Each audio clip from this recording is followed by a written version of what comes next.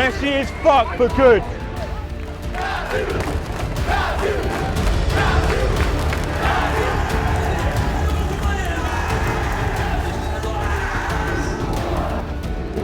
This is a lesson. We're going to come back. Let's go, boys!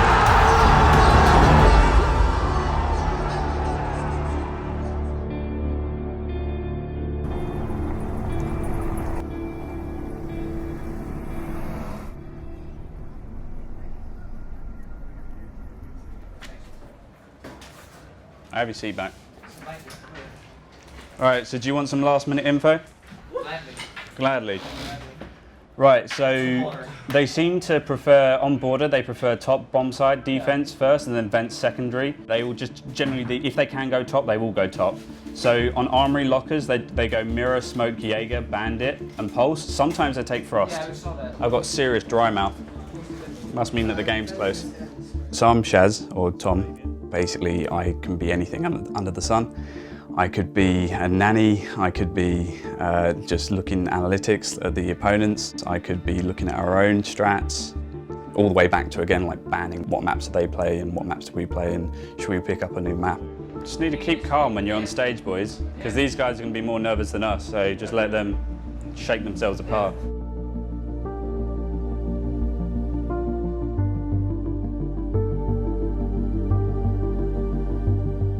Are we packing up, ready to go? Yeah.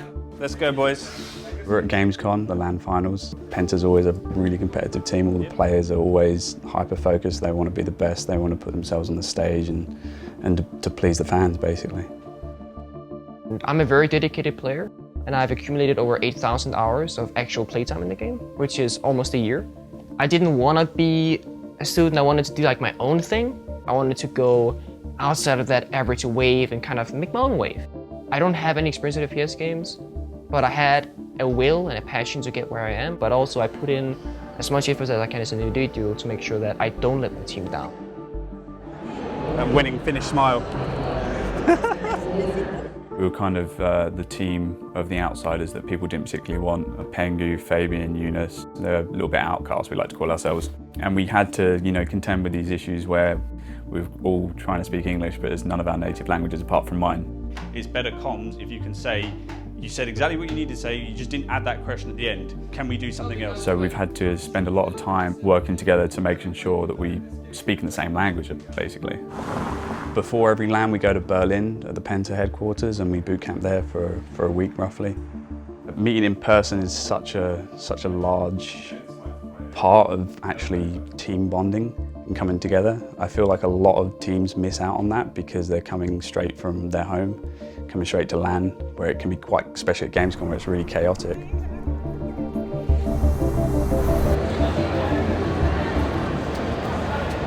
Penta against Team Font. Let them hear your support here at Gamescom. I've always kind of been in the background, organising the players, really working out any issues and working out, trying to grow these people into the certain roles that we needed within the team. I lead from the back, boss. That's probably the best way to describe it. I make sure that we're always talking, that there's no fights, that everyone's on the same page, we're pushing towards the same goal. I'm the person that sits above that and can see everything that's going on between the different players and their different roles and what their objectives are within the game and their, their own life that's going on as well around them. So basically, boys, you just need to keep calm because you're panicking. I mean, Shaz is, he's everybody's stepping stone because he looks at all our gameplay, both from a fundamental perspective, but also mindset. And he's like the guru. Like, if I have an issue, I can come to Shaz. And if I have an issue, but I don't know I have an issue, he'll come to me. So he allowed everybody to function. Even though it's only 10% better, that 10% makes all the difference. Penta, ladies and gentlemen, are going to the grand final! Boys, come on. Messy as fuck, but good. Fucking good. Next one, elevate. Take it back the entire way. We got an hour. Shaz could probably be my father at this point. He feels that father figure for me that I've never had. I talk to the guy about girls, about private stuff, about hardships, and he's just always there for a good talk. But it's just a mind game, boys. Like today we let it slip just now a little bit. We need to pin down the mind game, yeah? Fucking shaking like fuck. Yeah. So elevate, ban consulate, ban border and ban coastline. It could be a coastline game. I reckon it's going to be a coastline game. It is grand finals time. Can he grab a third? No, he grabs two. Cadence gets it. And it looks like Penta Sports is going to be the champions here. They're going to be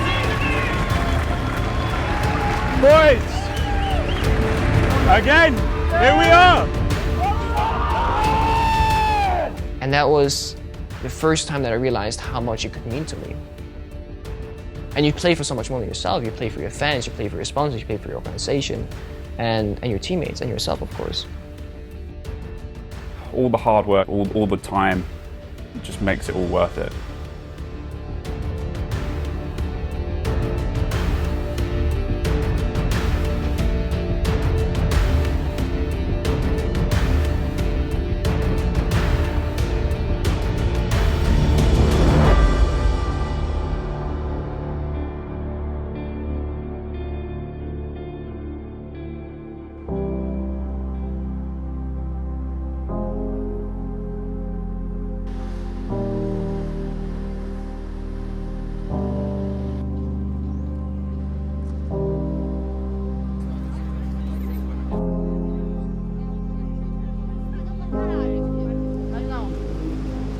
A line toda principal aqui e deixa o Wagner no meio. Black Dragons contra Penta.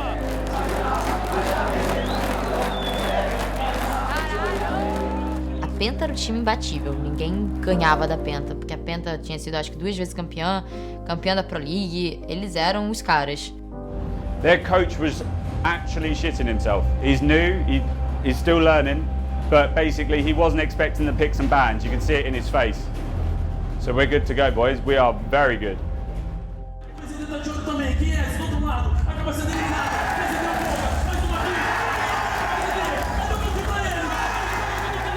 Vai cair no mais jogador, é o último agora, tá sozinho, o Penta agora não tem mais oportunidade de vitória, vai tentando pegar essa eliminação, e é a Black Dragons, vai chegando na final.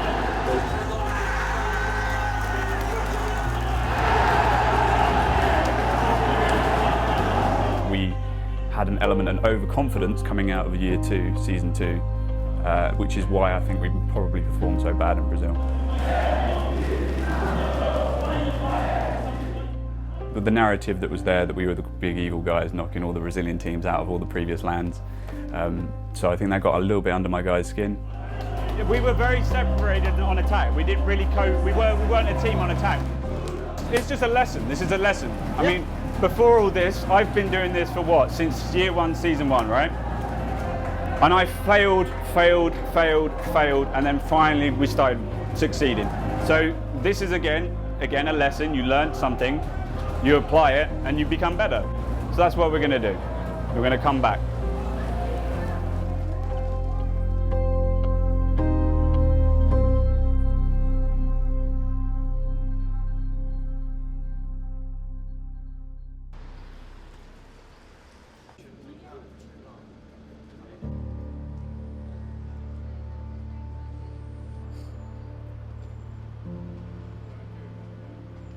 I'd been working like my day job, and I've been basically been coaching as well, so I've been doing a lot of hours leading up to it. It was like say goodbye to your life, buckle down for 3 months in the preparation for Brazil, so it was like a massive blow. Well, we've won for the last 2 seasons before that, so as soon as you lose one season, yeah, a lot of doubts can come in, like how am I doing and what have I done differently, what are they doing differently, what can I learn from those other teams. It's a wake-up moment, it revitalises you, but it terrifies you at the same time.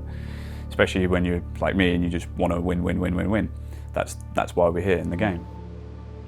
Whenever you're at the top of your game or the pinnacle of a competition, everyone's eyes are always on you. You can't escape the attention. Everyone's going to be looking at what you do, how you do it, what side of the bed you sleep in, what times you wake up. Every little aspect of it, that you will be under a microscope. So I believe that yes, the more times that you win, the more times you're at the top, the more you have to be fearful of watching out for other people. As well as yourself as an individual, you develop a mindset that you are the best and you don't need to be under threat from other people, and that just ends up creating a blind spot in your perception that someone's just going to come out of nowhere and give you a right hook and knock you out maybe.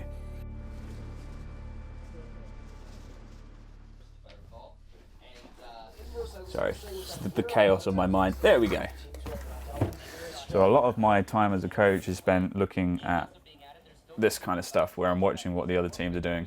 VODs like this I'd end up watching probably 4 or 5 times just to try and get all the little bits of information. I kind of realised after Brazil that I needed to commit time again back towards it. You know, if you're ever in esports, in my position, it's a little bit iffy. You don't know what's going to happen in life, what's going to go on. It's all chaotic but brilliant at the same time. So I kind of had a bit of an epiphany, just to sit down and really think about it, and I wanted to do something I'm passionate about, so I put more time into this, cut back on the day job, just so I can really, really commit to the guys, because they deserve it. They spend their life at the moment playing the game and really making sure they're up to par. So if I expect them to put the work in, I should as well.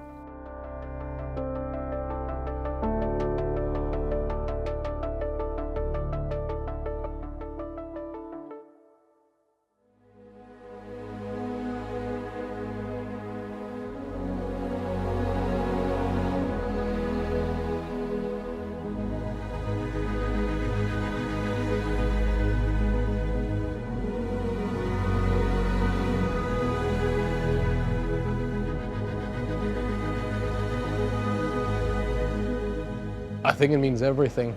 It means more to them than I think anyone can imagine. When they're on those PCs, they don't care about anything. They don't notice anyone around them, they don't hear the crowd, nothing matters except for that next round. It doesn't matter how rough it was to get to first place. If you win, you beat everything else. Is the biggest tournament on every single front, every single way, and it's where you want to be, it's where you need to be as a player, as a team. It's whether or not we can get back on the horse. We need to show that we're able to recover from the mistakes that we made in Brazil, and that we can continue to innovate and really push ourselves back to the edge of that competition.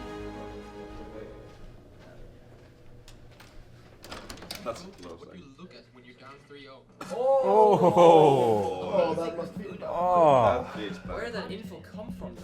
It was the first time for everyone, and none of us really knew, how nervous we were gonna be or how big of an impact it was gonna have. But I just remember that we arrived and we took the first night, we just watched a lot of VODs. So we just studied opposing teams. The very first game on stage was against ENS. So we really knew that the ENS game was the most emotional, because it was kind of a fight between old team members and new team members. We ended up taking the victory 2-0. And then it's almost so scripted, because when you think about it, the semi-final was against Black Dragons, the actual team that we lost to in Sao Paulo. And that was our redemption fight right there. Ended up taking that victory as well. At that point, we're really, really happy. We're backstage and we're like, oh my god, what's the next game? Like, are we in the quarterfinal now? Are we in the final? We don't even know. And our coach goes, guys, we're in the final. And we're like, what? We're in the final? What does that mean? Can we actually win this thing? We figure out later that day that we actually play EG in the final. So we're kind of, with a red line, we're kind of back to where we started. We're up against EG, just like in group stage. We played each other before, meaning that we knew how each other played. And it's a best of 5. We lose the first 2 maps, we get smashed. They played so much better than we did.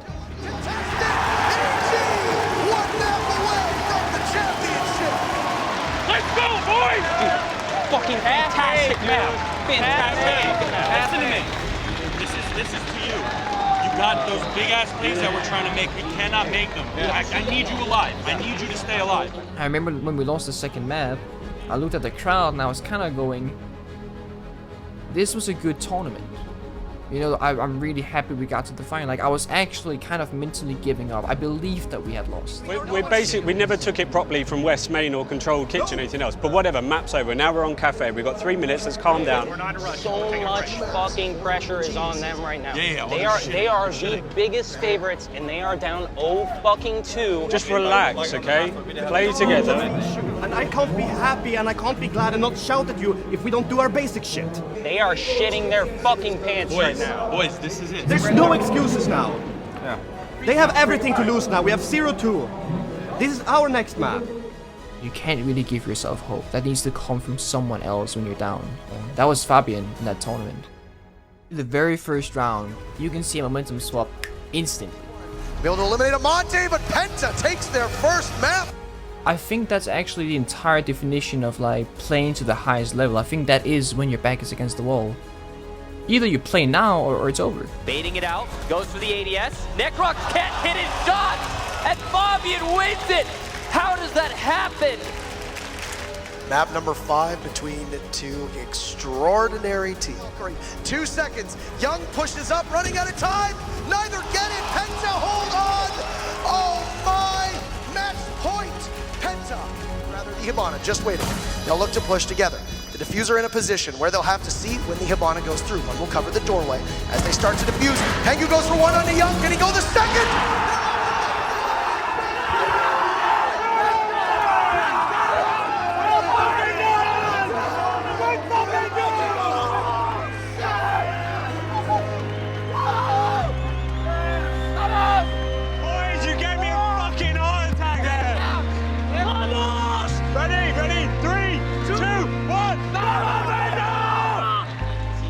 Winning felt like hours, right? Time stopped completely. Everything slowed down, right? Everything took forever. Then we shook their hand and looking at them and how devastated they were, that took forever as well. It was like I think it was a minute maybe max we were there, but it felt like it was so much longer. Good job, buddy. Congrats. Good job. Don't take it too much, okay? Come on. We love you. We fucking love you. We all fucking love you.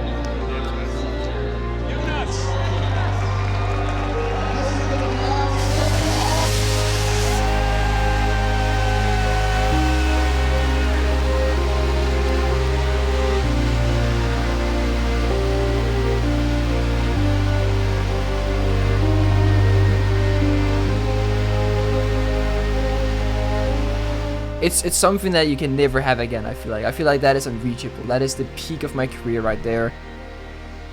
It's tatted on my arm. Trophies on my shelf. You know what I mean? Like and I don't think it'll be topped ever. It's like the happiest moment of my life, I think. That's winning Invitational. If there's one thing I could relive from the last 2 or 3 years, it's definitely winning Invitationals. I'm just so proud of my boys. We made this a year ago with the ambition, literally at Invitationals, to come here a year later and win it, and we've done it. Just. And to us, are the world champions of Rainbow Six Siege!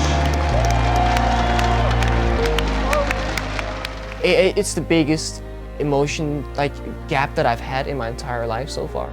It's love, it's passion, it's hate, it's sadness, it's fulfillment, it's joy.